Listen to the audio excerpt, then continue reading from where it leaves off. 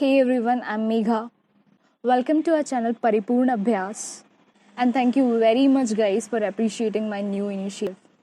आज मैं आपसे एक ज्वलंत मुद्दे के बारे में चर्चा करना चाहती हूँ.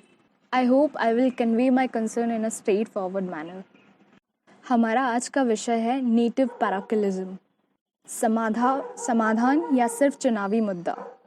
हाल ही में हमारे मुख्यमंत्री श्री शिवराज सिंह चौहान जी ने ऐलान किया कि अब मध्य प्रदेश की सभी सरकारी नौकरियां सिर्फ राज्य के लोगों को ही मिलेगी और जल्द ही इसके लिए कानून भी पेश होगा.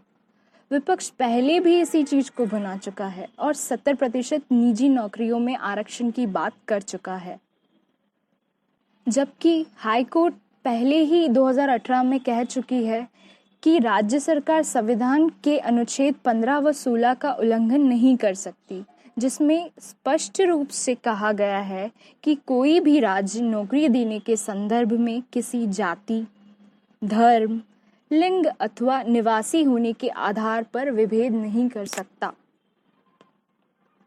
आंकड़ों की अगर माने तो मध्य प्रदेश में पंजीकृत शिक्षित बेरोजगारों की संख्या 2018 में औसतन 20,97,000 थी, जो अक्टूबर 2019 में औसतन 27,79,000 हो गई है. इकोनॉमिक सर्वे कहता है कि पिछले 10 साल में जनसंख्या राज्य में 20% बढ़ी है, लेकिन नौकरियां बढ़ने के बजाय 2.5% कम हो गई हैं.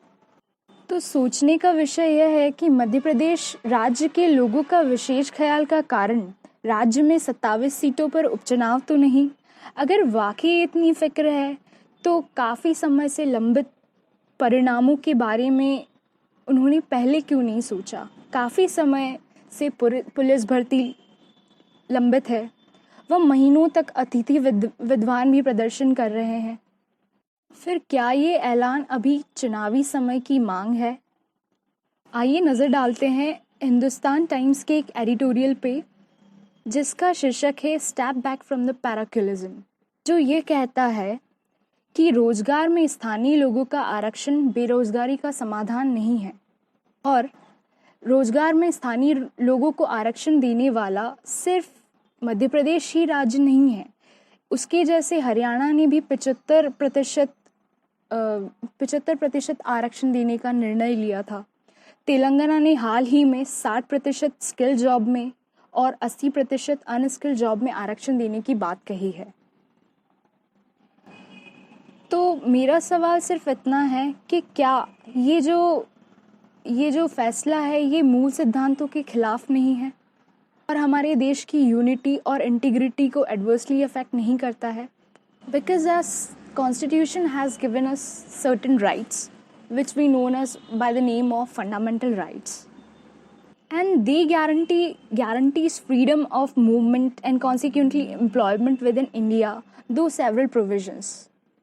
Article 19 of the Constitution itself says citizens have right to move freely throughout the territory of India, जिसका तात्पर्य है कोई भी व्यक्ति जो कि इंडिया का सिटीजन है वो पूरे भारत में अपनी मर्जी से विचरण कर सकता है. Article 16 says no birth place based discrimination in public employment, यानी किसी भी व्यक्ति के साथ जन्म स्थान के नाम पर कोई भी पब्लिक एम्प्लॉयमेंट में भेदभाव नहीं किया जाएगा. Article 14 says equality before laws irrespective of place of birth. अगर स्थानीय लोगों को जॉब देने के कारण के बारे में अगर हम गहराई से विचार करें तो सामने आता है बेरोजगारी का गंभीर संकट, और दूसरा राजनीतिक व्यवस्थाएं जिनमें सभी विचारधाराओं के राजनीतिक दल शामिल है, वह एम्प्लॉयमेंट जनरेट करने वाले स्ट्रक्चरल इश्यूज को संबोधित करने के बजाय लोगों का ध्यान स्थायी बनाम बाहरी मीन्स इनसाइडेड वर्सेस आउटसाइड पर केंद्रित करवाना चाहते हैं. और कहना गलत नहीं होगा कि इसमें उनका निजी हित वोट बैंक पॉलिटिक्स भी है. अगर वह इस बेरोजगारी की समस्या को सही मायनों में ख़त्म करना चाहते हैं तो उन्हें स्ट्रक्चरल इकोनॉमिक इश्यूज पर ध्यान देना चाहिए, जैसे vocational education, skill training that required a huge amount of money as well as time, और जिनके नतीजे मिलने में 5 से 10 साल या इससे ज़्यादा का भी समय लग सकता है।